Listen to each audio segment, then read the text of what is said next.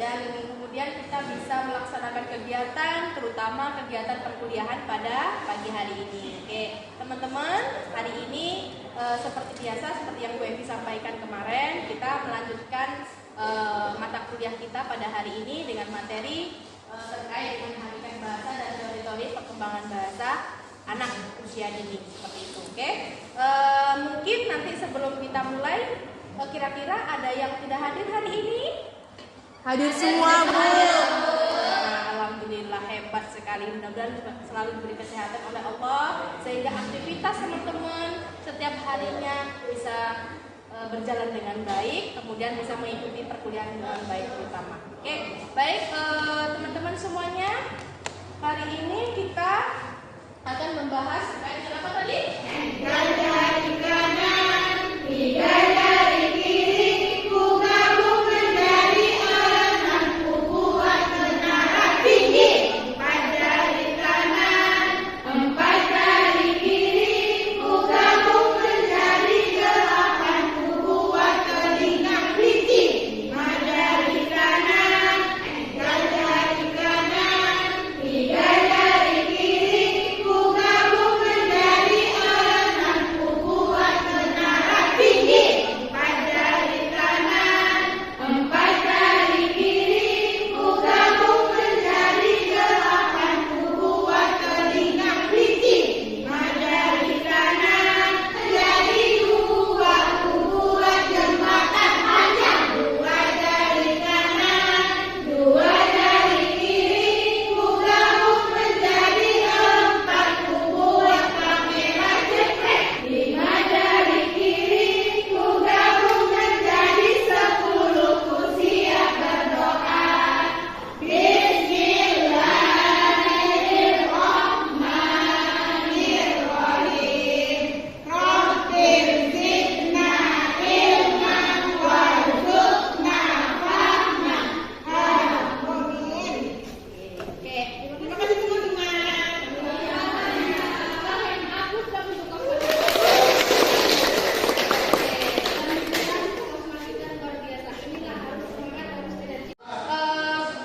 Kita akan mulai perkuliahan kita pada pagi hari ini ya. Oke. Mungkin teman-teman lihat di situ materi kita adalah hakikat bahasa awalnya. Dan kita bahas pada hari ini adalah pembahasan kita definisi bahasa. KBBI ya, KBBI yang mengatakan sistem lambang bunyi, ya, nanya dari sistem lambang bunyi yang dihasilkan oleh alat ucap manusia yang dipakai sebagai alat, sebagai alat komunikasi Untuk anggota manusia. anggota manusia untuk Melahirkan perasaan dan pikiran. Pikiran. Kemudian menurut Gorsala, apa dia? Alat komunikasi antar anggota masyarakat berupa lambang bunyi suara yang dihasilkan oleh alat ucap manusia. Oke, komunikasi antar anggota masyarakat berupa lambang bunyi suara, kemudian yang dihasilkan oleh alat ucap manusia. Ini katanya siapa? Gori Craft. Goris. Kemudian yang terakhir, yang ketiga, menurut Sultan Takdir Alis Jahbana. apa yang dikatakannya? Ucap tinggi manusia secara teratur dengan memakai alat bunyi. Kapan Anda secara dengan memakai Bunyi seperti yang lakukan saat ini kita menggunakan suara. apakah itu bunyi? Bunyi Kira-kira mungkin bisa diambil oleh orang lain nggak? bisa. Bisa didengar oleh orang lain nggak? Bisa. Nah, jadi itu juga termasuk definisi Bahasa. Nanti kalau katanya gorsara, apa katanya gorsara? Alat komunikasi antar anggota masyarakat berupa lambang bunyi suara yang dihasilkan oleh alat ucap manusia. Oke, jadi kalau menurut gorsara, karakter bukan hanya suara sebenarnya, tapi misalnya kayak lambang, kemudian kayak simbol. Teman-teman bisa tahu nggak apa kira-kira lambang atau simbol? Atau mungkin di luar sana pernah melihat? Melintas. Hah? Benar. Coba apa? Contohnya seperti Kayak di lahan parkir, Bu. lahan parkir. Seperti apa lambangnya? Huruf kasih Trisila. Itu tandanya apa? Dilarang parkir. Parkir. Itu suara bentuknya? Bentuknya suara bukan? Bukan. Bentuknya apa? Lambang. Kira-kira bisa dipahami nggak? Bisa. Berarti itu Bahasa. Paham? Paham. Kemudian contoh yang lain, coba. Apa lagi lambang atau simbol? Dilarang Dilarang merokok. merokok. Kemudian apa lagi? Simbol. Kalau dilarang rokok. Gambar rokok disilang. Oke, gambar rokok dikasih. Silang. Apa lagi? Hah? Tanda su. Ada maksudnya apa? Panas, enak ke kanan. Paham nggak orang? Paham.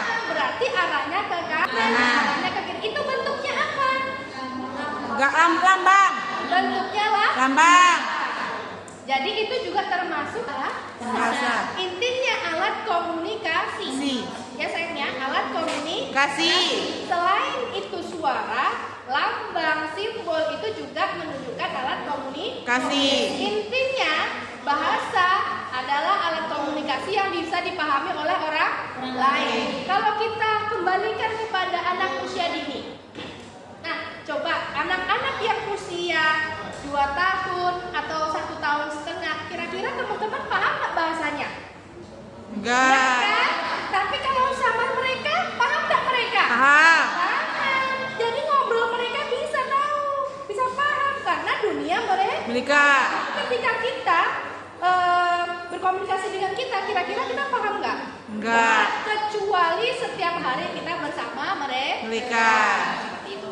Tapi kan itu tetap perkembangan, itulah tahap perkembangan bahasa.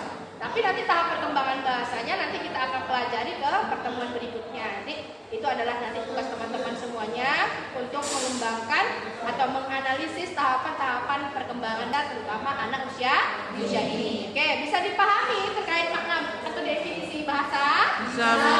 Oke, luar biasa. Hapus dong untuk kita semua. Nah, oke, selanjutnya. Apa saja ini unsur bahasa? Apa saja unsur bahasa itu? Isi bahasa, bentuk bahasa.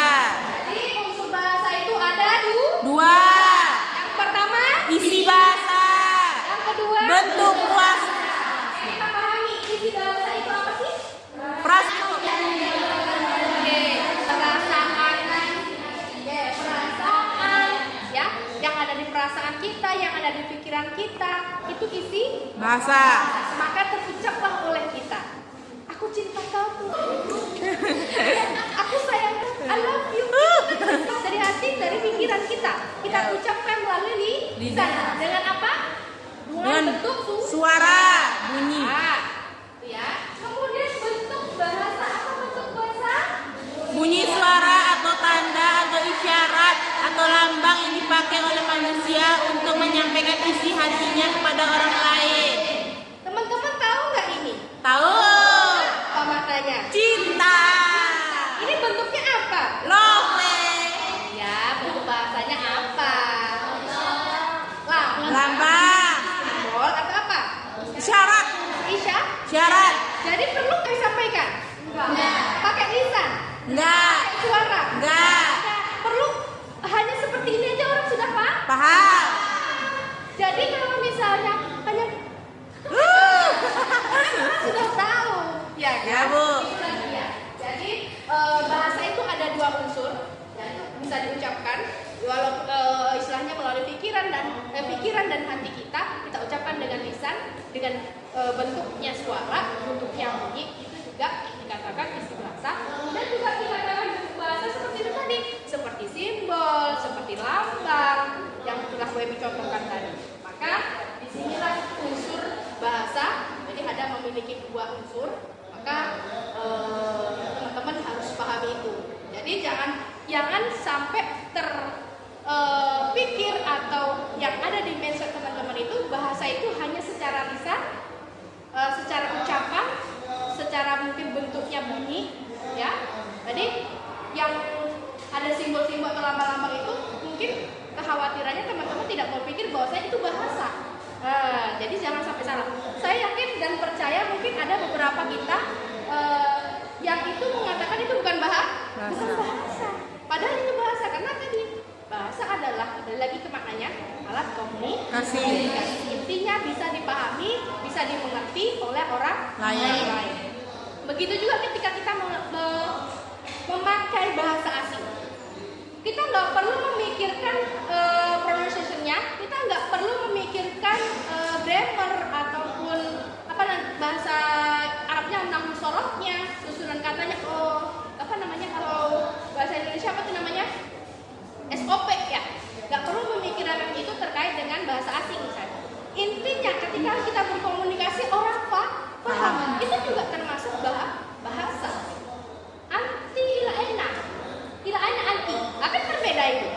Tapi orang paham. Ya kan? Mau kemana kamu? Kamu mau kemana? Nah, seperti tapi susunan SOP-nya tidak sesuai. Tapi ketika orang itu paham, maka itu juga dikatakan bisa dipahami maknanya. Bisa dipahami unsur bahasanya. Bisa, Bu. Bisa kita lanjutkan? Bisa, Bu. Oke, baik. Kita lanjutkan. Nah, ini tanda. Oke, yang kita pelajari tadi. Kira-kira pernah teman-teman jumpai ini nggak? Pernah. Nah, teman-teman menganggap ini apa? Sebelumnya ya. Hanya sekedar simbol dan itu udahlah nggak boleh parkir di sini udah. Tapi kita tidak tahu bahwasanya ini bahasa loh. Ternyata disampaikan oleh sebuah simbol ini tidak boleh parkir di sini. Kalau ketika kita dalam proses dan habis pensta, kita apa yang kita lihat? Lambangnya SPB. Benar itu? Berapa kilo lagi ya SPBU-nya? Kira-kira nyampe nggak ya bensin saya? Kan gitu. Jadi ada gunanya. Tanpa kita harus turun, kita bertanya dengan warga, Bu, Pak, kira-kira Pertamina di mana ya? Kan nggak perlu kita bertanya, tapi dengan adanya simbol-simbol yang dipajang oleh pemerintah, oleh daerah atau pemerintah pusat, itu kita sudah tahu. Kemudian ketika kita mau sholat misalnya, apa yang kita lihat? Kamar musola. Masjid atau musola misalnya, gitu ya. Ini sudah saya contohkan di depan ini. Nah, itu juga mempermudah kita berkomunikasi. Artinya kita tidak harus turun menjumpai orang, bertanya lagi kepada orang, nggak perlu.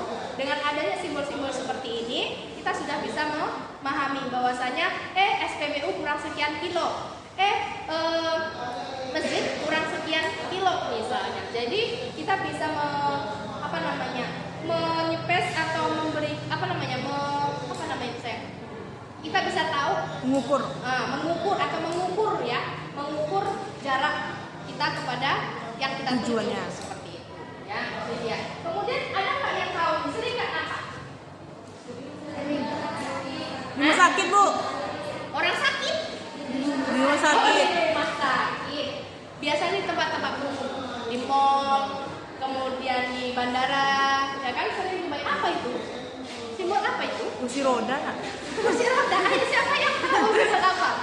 Itu adalah tempat disabilitas atau anak orang-orang yang menggunakan kursi roda, yang tidak bisa menggunakan, istilahnya tidak bisa berjalan kaki seperti kita. Jadi misalnya kayak WC, sering nampak seperti itu di mall. Khusus orang disabilitas. Jadi khusus orang yang istilahnya menggunakan kursi roda yang tidak bisa berdiri, apalagi WC jongkok kan nggak bisa begitu. Misalnya kemudian di rumah sakit misalnya kayak tangga ya, dan khusus kalau tangga kan orang seperti kita yang bisa menaiki tangga. Tapi kalau misalnya orang yang menggunakan kursi roda kira-kira pakai tangga nggak bisa kan. Jadi ada tempat khususnya untuk mereka. Nah ini simbol.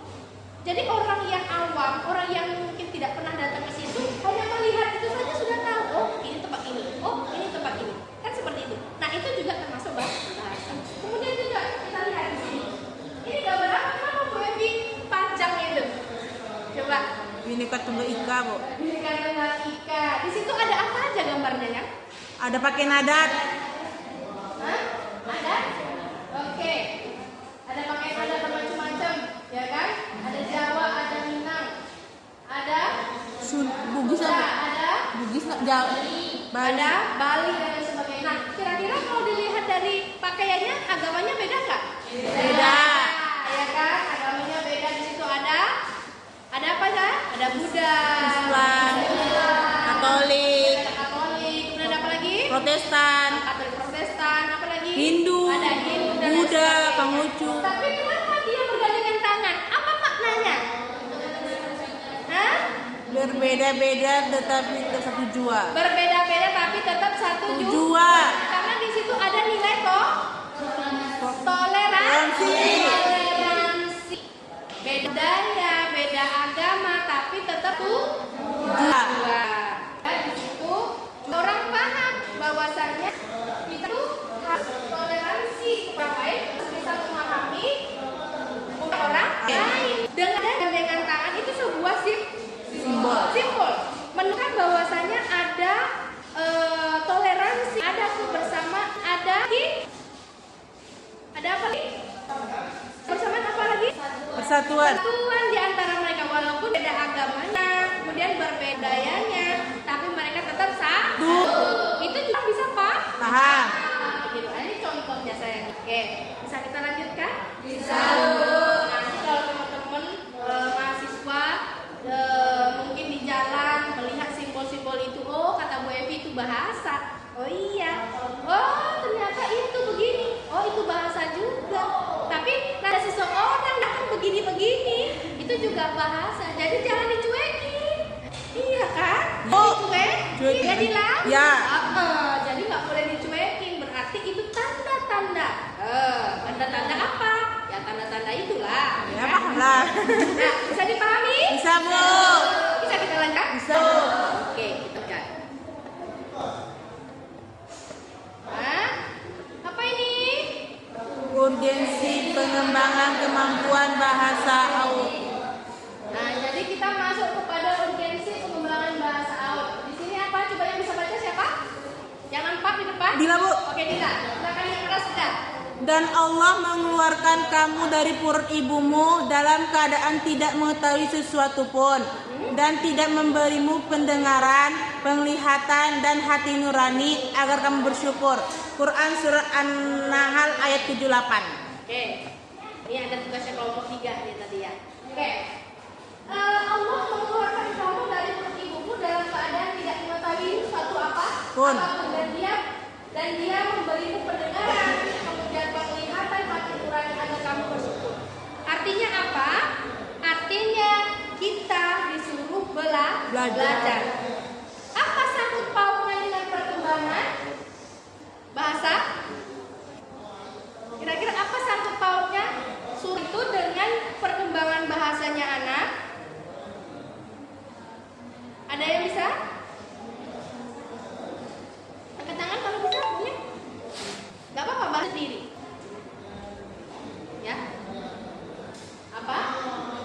Jadi intinya kita boleh kita sebagai manusia harus bersyukur memanfaatkan apa yang Allah berikan, penglihatan, pendengaran maupun hati nurani. Artinya kita belajar bahasa, perkembangan bahasa gitu. Anak-anak kita bimbing untuk membantu mengembangkan bahasa dengan pendampingan kita sebagai orang tua, kita sebagai guru, baik di sekolah maupun di rumah.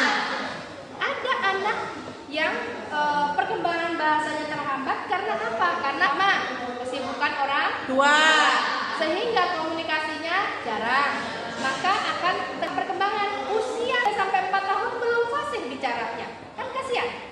Makanya seharusnya kita berpikir sebagai orang tua, jangan sampai anak kita kerugian karena kelalaian atau kesibukan kita sebagai orang tua. Begitu juga guru di sekolah, tugas kita adalah membantu mereka. Maka ketika guru TK harus cerewet. Karena di situ proses Karena di situ pertumbuhan. ada nilai-nilai untuk pengembangan bahasa anak. Lah kalau gurunya pendiam aja. Sekarang saya duduk. Nah, habis itu diam aja lagi. Tidak ada interaksi atau komunikasi secara intens dengan anak didiknya, maka itu juga satu penghapus daripada anak.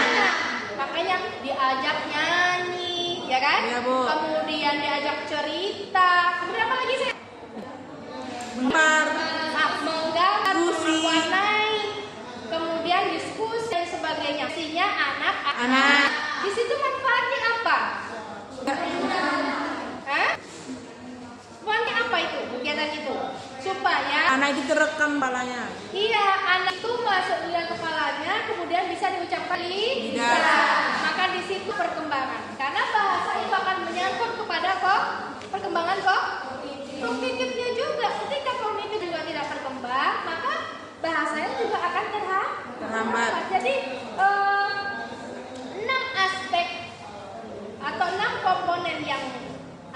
pada anak, perkembangan anak itu harus istilahnya itu bersangkut paut dengan bahasa. Kayak kita lihat di sini. Nah, ini dia. Apa poin berikutnya?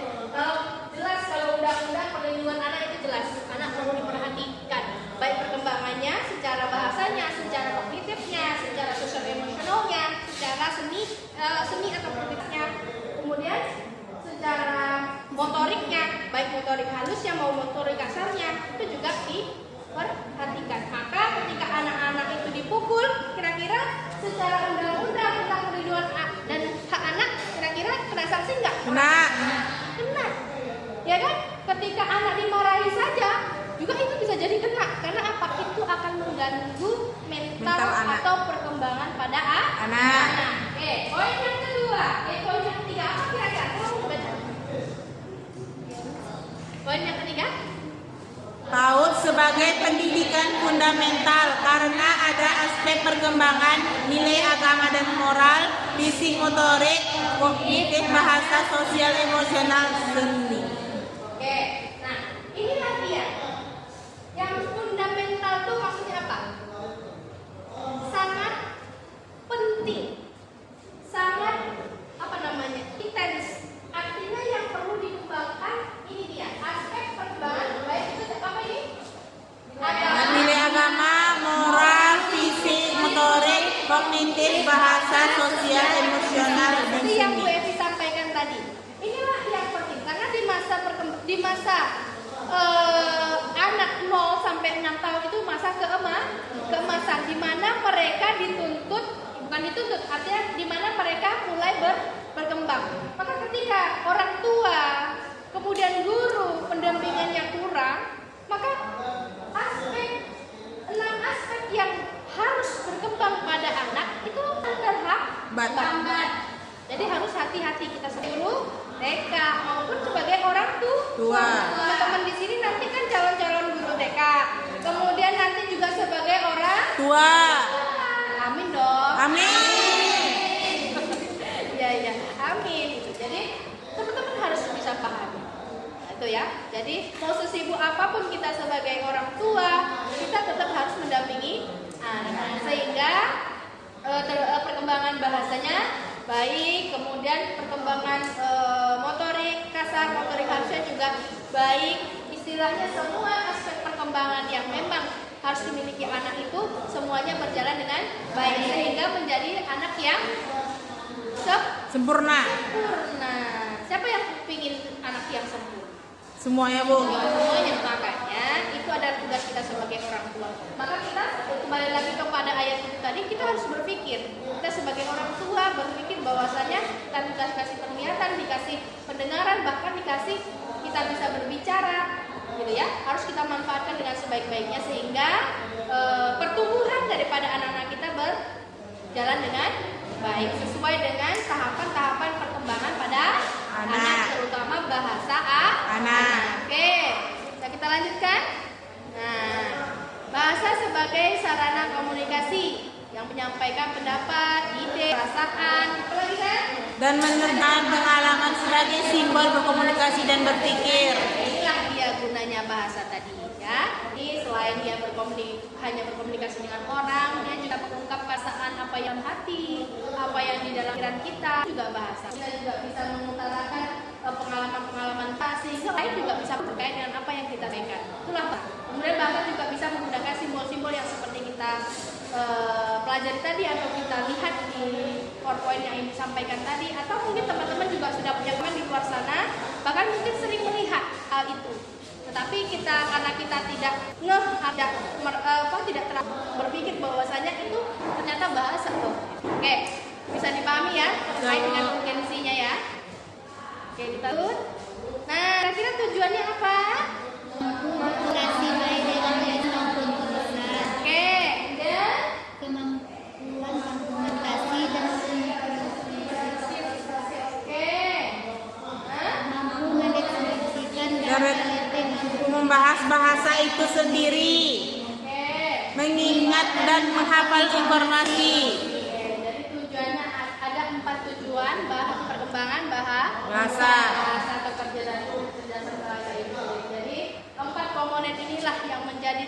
utama daripada perkembangan bahasa.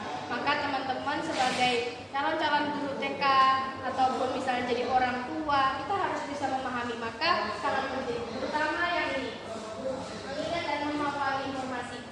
Ketika anak tidak perkembangan bahasanya tidak maksimal, maka akan mempengaruhi kepada perkembangan yang lainnya. Terutama itu tadi kognitifnya. Ketika kognitifnya bermasalah, maka kegiatan sosial emosionalnya juga bermasalah. Kemudian nilai-nilai agama dan moral juga bermasalah. Karena semua itu dari otak, dari kognitif, perkembangan kognitif. Jadi kalau misalnya bahasanya itu terhambat, maka akan mempengaruhi semua aspek atau komponen perkembangan pada anak. Ya, jadi maka kita harus prioritaskan bagaimana perkembangan bahasa anak ini baik seperti itu, sehingga tidak ada anak-anak kita nantinya yang dirugikan. Nah, tugasnya siapa? Ya tugasnya kita sebagai guru, tugasnya kita sebagai orang tua. Oke, bisa dipahami ya daripada pengembangan kecerdasan bahasa itu. Nah, selanjutnya teori pengembangan bahasa. Nah, seperti yang disampaikan di awal tadi, kita masuk kepada kelompok 1, kelompok 2, kelompok 3. Silakan untuk kelompok 1 terkait dengan Surah Ar-Rahman ayat 1 sampai 4. Silakan didiskusikan. Kemudian kelompok 2 terkait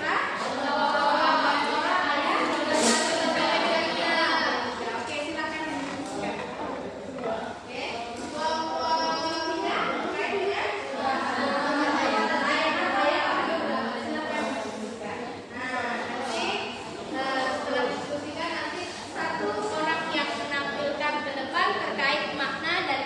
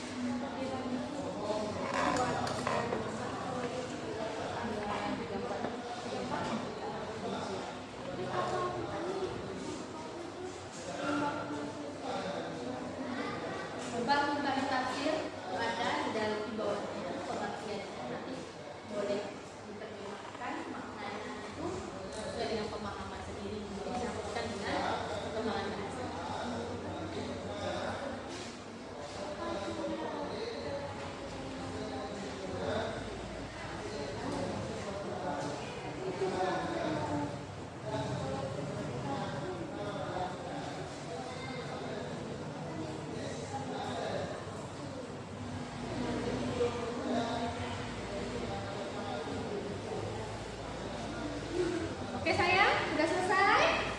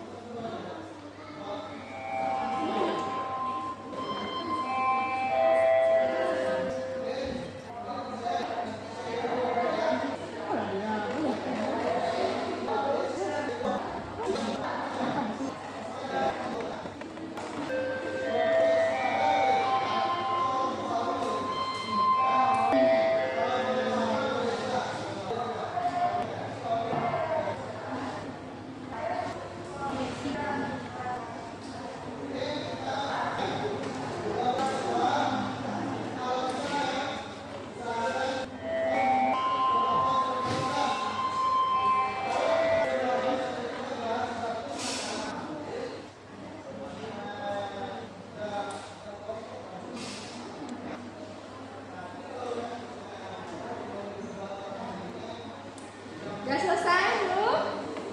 Udah, kalau udah selesai kita tampilkan setiap kelompok. Boleh maju ke depan. 2 orang atau apa pun nggak tahu. Kan, udah siap? Kelompok 1 gimana? Sudah siap? Udah, Bu. Udah, oke. Kita hapus kelompok 1. Kelompok 2? Oke, kan punya kelompok 2. Kelompok 3? Oke, ternyata kelompok 1, 2, dan 3 itu on time dan bisa bekerja sama dengan tim. Oke, selanjutnya mungkin duduk kursinya kembali lagi ke semula ya. Oke, nah selanjutnya kelompok 1 yang terkait tugasnya kan kelompok 1 berurut beradab. Berurut. Satu Oke, dulu. silakan kelompok 1. Yang nomor 1 harus hebat. Silakan siapa yang mau menyampaikan terkait dengan tugasnya. Oke, maka Dela dari kelompok Dela di kelompok 1. Silakan. Ini Dengan saya di sini akan menyampaikan hasil diskusi kami dari kelompok 1 tentang tafsir surat Ar-Rahman ayat 1 sampai 4. Dari surat Ar-Rahman ayat sampai 2 di sini dapat dikiranya mengenai Al-Quran. Al-Quran ini ada nikmat yang paling patut kita syukuri sebagai Nabi Muhammad, yang mana manfaatnya begitu besar dengan kita mengajarkannya kepada orang lain. Mengajarkan Al-Quran bisa tentunya menggunakan lisan, sehingga insya Allah pahalanya akan mengalir kepada kita pun kita sudah tiada. Kemudian ayat 3 dan 4 itu tentang penciptaan manusia. Manusia itu adalah makhluk yang paling sempurna, di mana dia memiliki otak yang dapat berpikir, tangan yang dapat bergerak tanpa menciptakan alat-alat, lidah atau lisan yang memiliki banyak fungsi, bisa menggunakannya untuk mengecap rasa, berbicara kepada orang lain. Jadi dari ayat surat Ar-Rahman ayat 1 sampai 4 terkait dengan bahasa itu tentang lisan manusia, bisa mengucapkan suatu pendapat atau mengkomunikasikan menggunakan lisan. Oke, hapus dong. Terima kasih. Silakan Ibu. Oke, luar biasa. Oke, silakan kelompok 2 untuk menampilkan hasil diskusinya. Oke, silakan.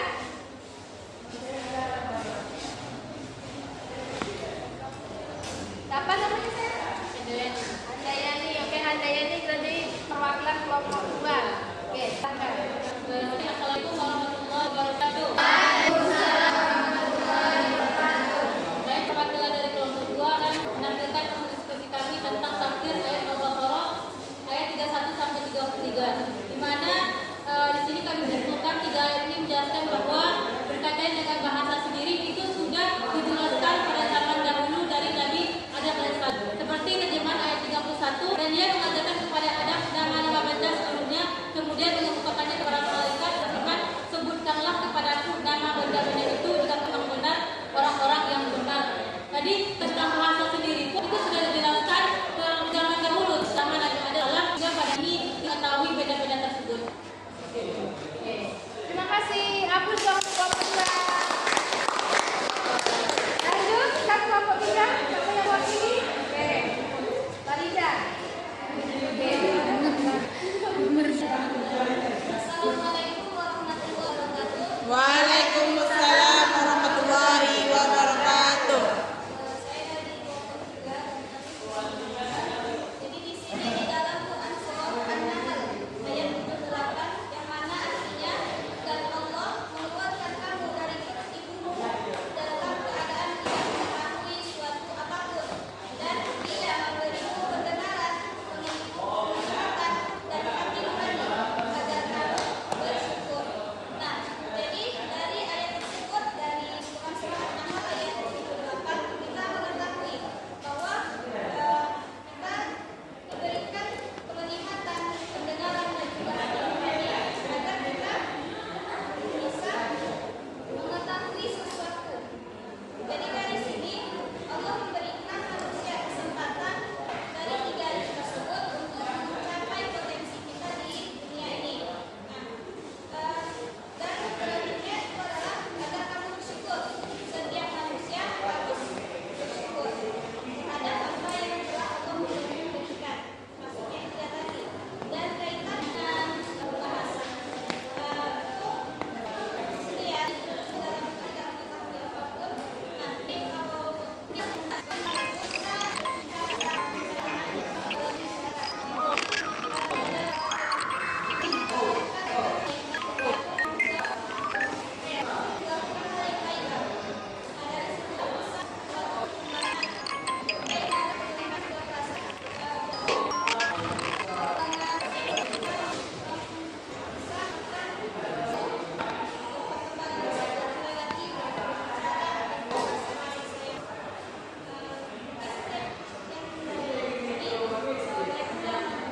Waalaikumsalam warahmatullahi wabarakatuh. Hapus untuk kita. Kelompok 3. Ini dari 3 kelompok yang menampilkan ayat Al-Quran terkait dengan perkembangan bahasa tadi apa intinya? Ada yang intinya perkembangan bahasa itu ada tahapnya. Tahapannya dari kandungan pun wajib atau orang tua berbuat atau wajib untuk mengajak mengajak ngobrol supaya apa? Makanya bagus. Kemudian ketika keluar dari perut berarti sudah melahirkan, ya kan, dari usia 0 sampai 6 tahun diajak juga untuk berkomunikasi. Kasih. Maka ayat Al-Quran menggambarkan ayat Al-Quran tadi itu supaya belajar. Itu dasarnya kan dari semuanya, namanya orang itu dasarnya Quran dan Hadis. apa yang telah diajarkan di dalam Al-Quran itu yang kita terapkan dalam kehidupan Hari. itu yang kita pegang dalam kehidupan kita supaya agamanya kokoh. Nah di situ juga diajarkan baik itu kita sudah dikasih pendengaran, penglihatan, ya harus disyukuri, manfaatkan dengan sebaik-baiknya. Maka tahapan perkembangan baik terutama perkembangan bahasa itu yang harus perbagikan atau prioritaskan untuk anak-anak kita atau anak kita. Seperti itu. Jadi Quran setelah diskusi yang telah didiskusikan tadi salah satu pendukung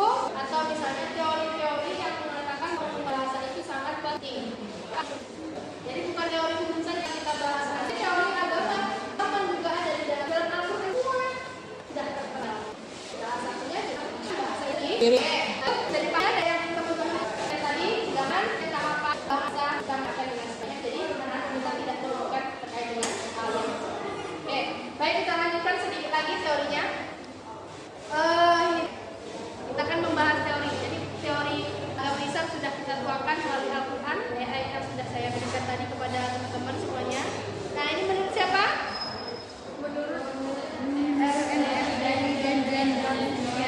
kira-kira dari namanya saja itu bareng ya kan? Nah, jadi mereka mengatakan bahwasanya ini tahapan perkembangan bahasa. Yang pertama apa itu saya? Suara refleks. Suara refleks. Coba bayangkan anak-anak itu gimana kalau suara refleks? Dari usia 0 sampai sudah mulai bicara.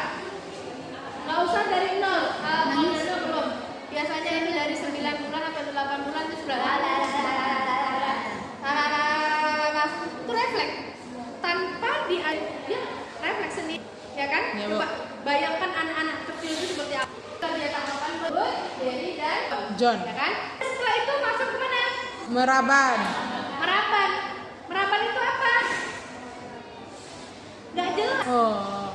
Pokoknya intinya dia sudah Ngomong. ngomong aja, ya kan? Iya, Bu. Aku udah di mana lagi? Ngoceh. Oke, udah mulai jelas, ya kan? Papa, mama. Baba.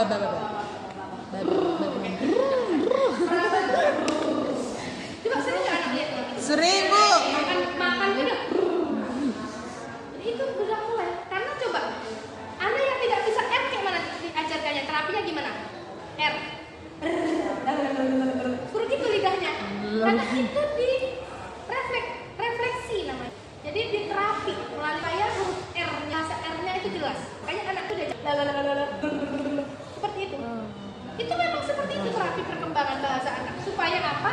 Kan sampai ada yang nggak bisa huruf R. Huruf R ada nggak? Ada, Bu. Ada. Karena apa? Ada kekhawatiran orang tua ketika proses perkembangan, ketika kita cuekin. Kadang perkembangan anak itu ada yang normal, ada yang tidak normal. Maka yang kita kan tidak tahu normal yang tidak normalnya yang mana. Namanya anak baru usia 0 sampai 2 tahun itu kan perkembangannya sama ya. Nah, nampak perubahan perkembangan anak, dia masuk ke autis, dia masuk ke tidak normal atau mungkin speak delay itu pada usia 2 tahun. 2 tahun ke atas itu sudah mulai kok anak gak bisa bicara, ya kan?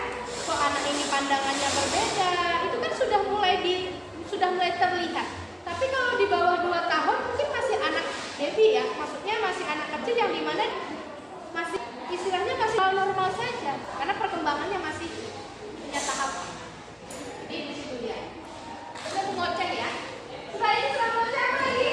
Mengulang atau Mengulang niru. Mengulang dan meniru. Jadi hati-hati kita sebagai orang tua. Kalau bicara harus yang Baik. ya kan? Karena anak mudah meniru apa yang kita Bilang. ucapkan, apa yang kita sampaikan, apa yang kita bicarakan. Begitu juga ketika kita menjadi seorang Guru. maka bahasanya juga harus baik. Sehingga apa yang kita sampaikan bisa ditiru oleh anak-anak kita. Hal yang baik yang kita sampaikan maka akan ditiru baik juga kepada anak-anak kita. Dan yang terakhir, Bicara benar. berarti sudah bisa bicara dengan baik. Contohnya anak-anak kelas berapa biasanya? Biasanya TK besar itu kelas umurnya 5 tahun itu sudah bagus bicaranya. Masuk 6 tahun, apalagi masuk tingkat dasar. Nah, mereka sudah bisa berbicara dengan jelas, berkomunikasi dengan jelas, sehingga ketika ditanya paham. Ada enggak kira-kira teman-teman temui anak yang sudah masuk SD belum Ada, fasih Bu. bicaranya? Ada. Ada. Karena faktor-faktornya tadi banyak hambatan-hambatan atau faktor-faktor yang mempengaruhi perkembangan daripada anak-anak kita. Tapi itu nanti pertemuan berikutnya yang akan kita bahas. Oke, yang penting teman-teman sudah memahami bahasa, kemudian unsur-unsur bahasa itu apa, kemudian urgensi bahasa itu apa saja, kemudian sekarang teori yang mengatakan perkembangan bahasa itu bagaimana. Gitu. Oke, bisa dilanjutkan? Bisa, Bu. Oke, satu lagi. Oke, kemampuan Bahasa. kemampuan berbahasa. Nah, menurut siapa ini? Menurut Yusuf. Menurut Yusuf, apa katanya? Memenuhi tugas-tugas pokok. Apa lagi? Pemahaman, perkembangan perbendaharaan kata, penyusunan kata, kalimat, ucapan, kemampuan memahami ucapan orang lain, kosakata yang diketahui dan diucapkan, kosakata yang diketahui dihubungkan satu sama lain. Anak dianggap mampu untuk berbicara. Jadi menurut Yusuf yang harus dipenuhi adalah tugas-tugas pokok yang dipenuhi dalam pengembangan bahasa. Yang pertama pemahaman. Pemahaman apa? Untuk memahami ucapan orang lain. Nah kalau misalnya anak tidak ucapan orang lain kan nyambung nggak? Enggak. Seperti di awal tadi gue disampaikan, anak kecil yang usianya 2 tahun sudah mulai ngomong, sudah mulai bicara, dia berbicara dengan temannya yang usianya sama, nyambung nggak? Nyambung. Kalau dengan kita, Enggak. ya, Pusing. seusianya, maka itu paham. Kemudian kita sama-sama kita paham nggak? Paham. Paham. Ada nggak orang yang diajak ngobrol nggak paham? Ketika kita ajak bicara dia tak paham. Ketika kita tanya dia kadang masih bingung. Ada nggak yang Ada. Ada. Ya kan? Nah, karena itu perkembangannya itu masih kognitif. Otaknya tidak berfungsi dengan baik. Artinya tidak merespon dengan baik sehingga diolah di dalam otaknya lambat. Ada juga yang bahasanya kami lola. Ada nggak kayak gitu? Ada. Karena memang itu. Itu perkembangan. Ada di sini yang kayak gitu? Ada, Bu. Mudah-mudahan nggak ada di sini. Ada. Kemudian perkembangan penggunaan kata. Kosakata yang diketahui dan diucapkan itu banyak. Ya kan? Seperti kita orang dewasa banyak kata-kata yang muncul. Misalnya kayak anak-anak gaul, bahasa gaul gimana? Apa yang sih? Nah, apa lagi?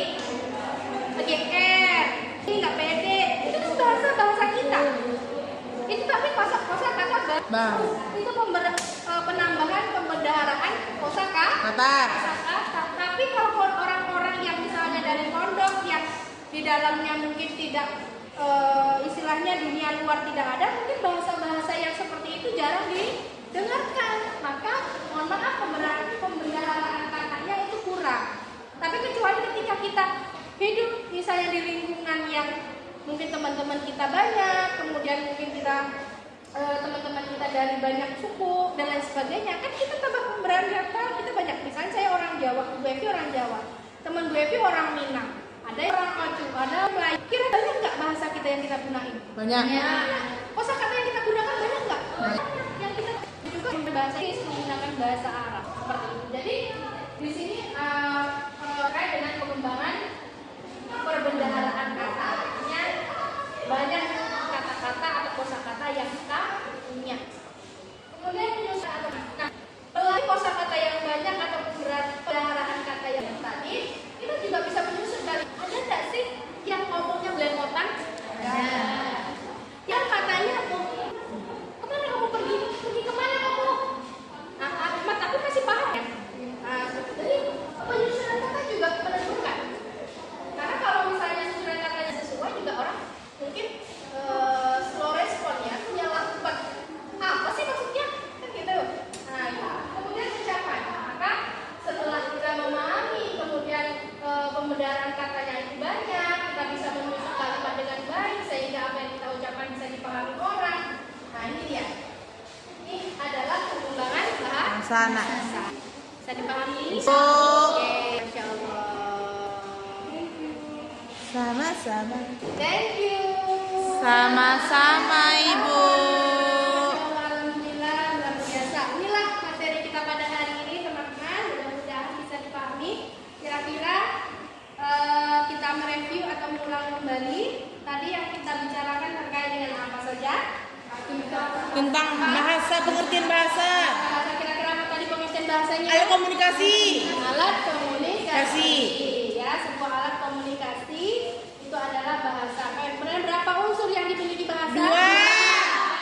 Dua. Apa saja saya? Isi bahasa.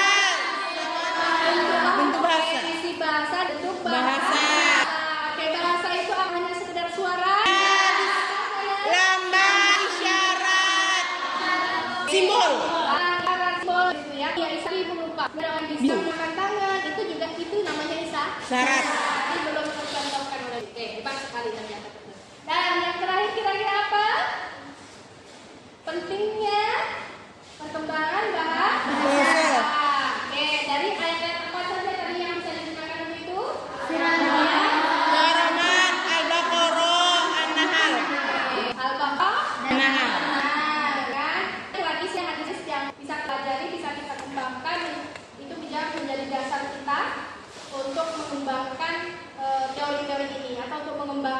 materi yang Bu Evi ajarkan. Selain kita menggunakan teorinya orang Barat, tapi kita juga menggunakan teorinya Islam ya.